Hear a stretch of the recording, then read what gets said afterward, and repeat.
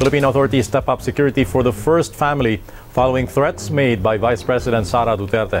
Kinumpirma ng National Bureau of Investigation na totoo ang video ni Vice President Sara Duterte kung saan nagbanta ito sa buhay ni Pangulong Ferdinand Marcos Jr. at ng kanyang pamilya. Nakakabahala ang mga pahayag na narinig natin nitong mga nakarang araw. Nandyan ang walang pakundangang pagmumura at ang pagbabanta ng planong ipapatay ang ilan sa atin.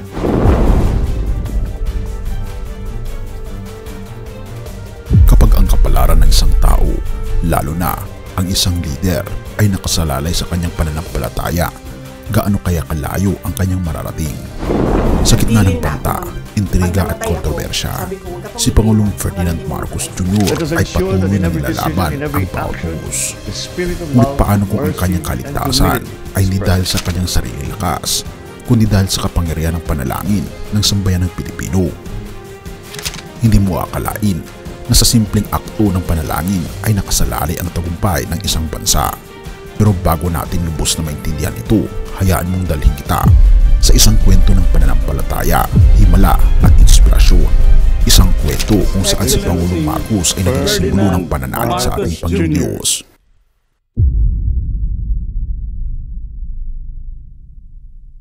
Noong Nobyembre 18, 2024, naganap ang isang makasaysayang okasyon sa Malacanang, ang 49th Philippine National Prayer Breakfast.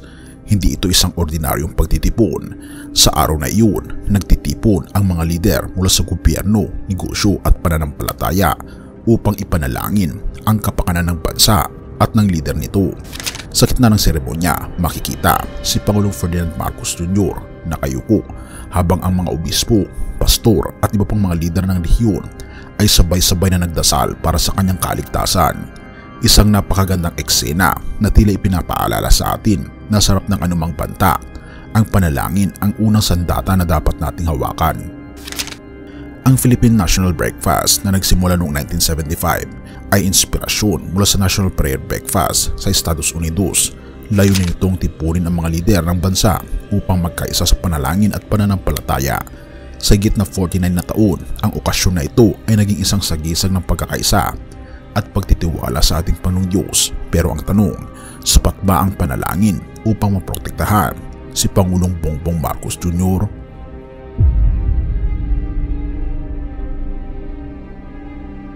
Habang ang mga Pilipino ay team na nagdarasal para sa kaligtasan ng Pangulo, isang nakagigimbal na balitang lumabas.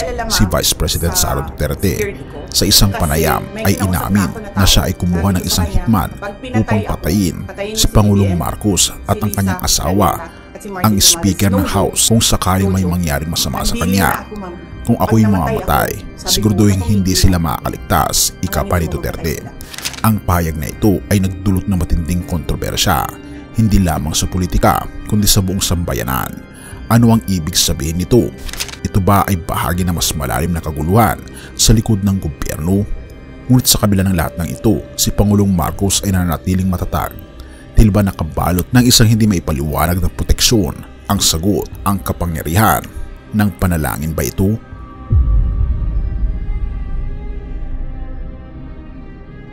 Kung babalikan natin ang kasaysayan, makikita natin kung paano ang panalangin ay naging daan upang malampasan ang pinakamalalaking hamon. Si David laban kay Goliath ay isang klasikong halimbawa ng pananampalataya. Hindi niya nilabanan ang higante gamit lang ang lakas, kundi sa tiwala niya sa ating Panginoong Diyos. Gayon din ang nakikita natin kay Pangulong Marcos. Sa bawat dasal na itinataas para sa kanya, tila ba binibigkis nito ang kapangyarihan ng ating Panginoong Diyos upang protektahan siya laban sa anumang masamang plano. Ang tanong ngayon, maaari bang talunin ng panalangin ang banta ng kamatayan? Ayon sa mga lider ng pananampalataya na dumalo sa PNPB, ang sagot ay isang matatag na oo. Sinabi ni dating Supreme Court Chief Justice Renato Puno, ang panalangin ay ang pinakamakapangyarihang sandata sa panahon ng krisis. Ang masalita niyang ito ay nagsisilbing paalala sa atin na sa harap ng anumang pagsubok, ang Diyos ang may huling salita.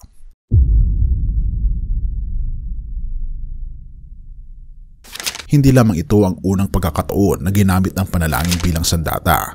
Sa kasaysayan ng Pilipinas, maraming lider ang tumindig sa pamagitan ng pananampalataya, mula kay Pangulong Marcos Sr., Cory Aquino, maging kay Pangulong Rodrigo Duterte.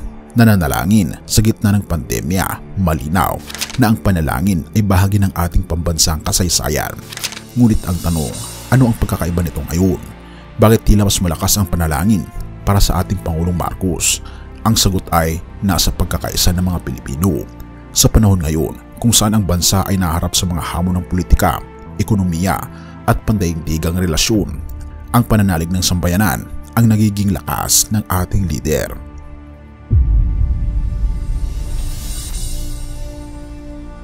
Maraming nagtataka, ano ang dahilan kung bakit hindi matinag si Pangulong Marcos? Ang sagot ay hindi nakikita ng mata. Hindi ito dahil sa kanyang personal na lakas o talino, kundi dahil sa mga dasal ng milyong-milyong Pilipino na patuloy na nananalig sa ating Panginoong Diyos. Sa Biblia, sinabi sa Romans 8 verse 31, "If God is for us, who can be against us?"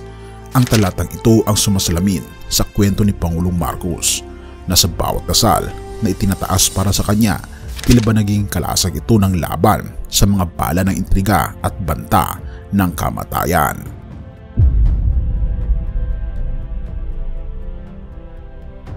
Kaya naman kaibigan, hindi lahat ng laban ay nakikita ng mata. Ang mga panalangin na itinataas natin para sa Pangulo ay hindi lamang simpleng mga salita. Ito ay nagiging sandata laban sa kasamaan, himala sa gitna ng unos at kalasag sa harap ng panganib. Kaya naman sa bawat panalangin na ibinubulong natin sa ating Panginoong Diyos, tandaan nating hindi tayo nag-iisa. Ang ating pananampalataya ang tunay na nagbibigay ng lakas sa ating lider at sa ating bansa.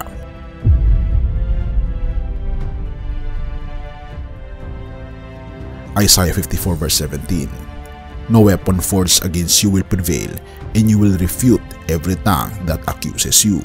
This is the heritage of the servants of the Lord, and this is their vindication from me, declares the Lord." Isang napakagandang pangako mula sa ating Panginoong Diyos. Walang sandata laban sa iyo ang magwawagi. Pero totoo nga ba na walang makakatalo sa isang taong binabalutan ng panalangin? Sandali, huwag kang bibitaw sa tanong na ito.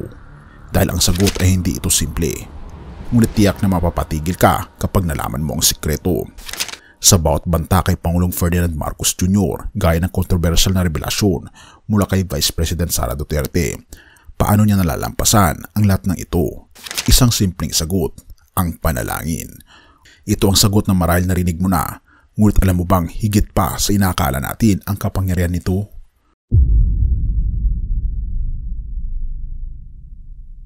Isipin mong nasa isang gubat ka, sinusundan mo ang isang kuneho sa kanyang lungga. Mukhang malapit ka na sa sagot, pero bigla siyang lumiko at nararamdaman mong may mas malalim pa.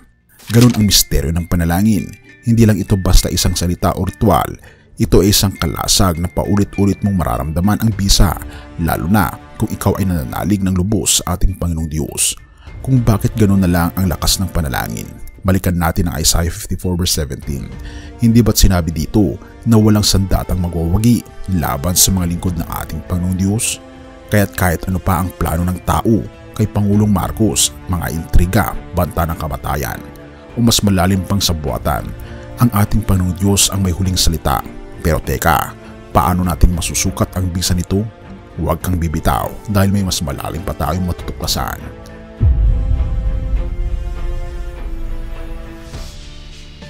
Noong nagaganap ang 49th Philippine National Prayer Breakfast, hindi ito isang ordinaryong pagtitipon. Sa gitna ng panalangin para kay Pangulong Marcos, may tila nakikitang proteksyon na bumabalot sa kanya. Sabi nga niya, "Our collective faith and prayer to the Almighty is the most powerful tool that we have to weather these storms." Pero paano ba talaga gumagana ang panalangin bilang proteksyon? Handa ka na bang malaman? Balikan natin ang kwento ni Daniel sa lungga ng mga leon, isang lalaking hinatulan ng kamatayan dahil sa kanyang pananampalataya. Subalit sa pamamagitan ng panalangin, siya ay niligtas ng ating Panginoong Diyos mula sa tiyak na kapahamakan. Ganon din ba ang nangyayari sa ating Pangulong Marcos?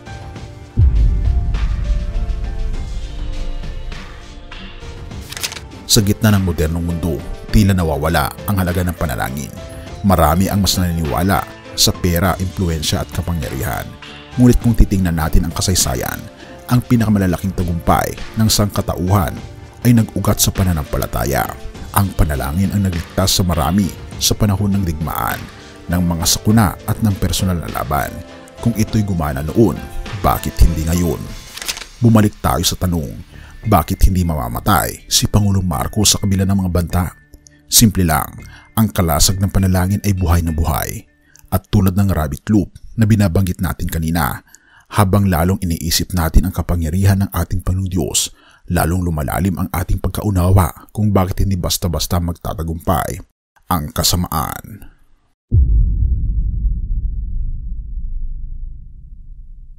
Narinig mo na ba ang kasabihang prayers move mountains?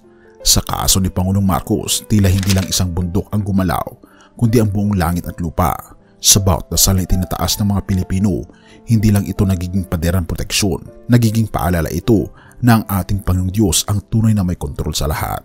Ngunit narito ang tanong na dapat mong tanungin sa sarili mo, kung kaya ng panalangin na protektahan ang isang tao laban sa banta ng kamatayan. Ano kaya ang magagawa nito para sa iyo, kaibigan? Huwag mong isipin na ang panalangin ay para lang sa isang lider o makapangyarihan. Ikaw, ako, tayong lahat, maaari tayong magdasal at maging bahagi ng himalang ito. Tayo manalangin. Ama naming Diyos na makapangyarihan sa lahat, pinupuri po namin at pinapasalamatan ang iyong banal na pangalan. Ama naming Panginoon, Ikaw ang tunay naming proteksyon sa lahat ng oras. Gabayan niyo po ang aming leader, si Pangulong Ferdinand Marcos Jr., maging ang aming Vice President na si Sara Duterte. Tulungan niyo po sila, Panginoon, maging ang mga senador at ang lahat ng mga leaders ng aming bansa. Sa harap ng mga banta at pagsubok, palakasin mo rin ang aming pananalig upang patuloy naming maipakita ang himala ng iyong pagmamahal. Patuloy niyo rin po kaming gabayan, Panginoon, at ang aming pamilya. At salamat sa dakilang pangalan ng aming Panginoon Hesus, na kung hindi dahil sa Kanya ay wala pong panalangin, at kung hindi po dahil sa inyong pagmamahal ay wala pong kwenta at lakas ang panalangin ito. Purihin ang iyong banal na pangalan, at salamat, Panginoon Diyos, sa patuloy na pag-aalaga sa amin, at patawarin po kami sa lahat ng aming pagkukulang at pagkakasala, at salamat sa pagdinig ng aming panalangin, sapagkat ito ang isang matiling sa matamis na pangalan ng aming Panginoon Hesus. Amen.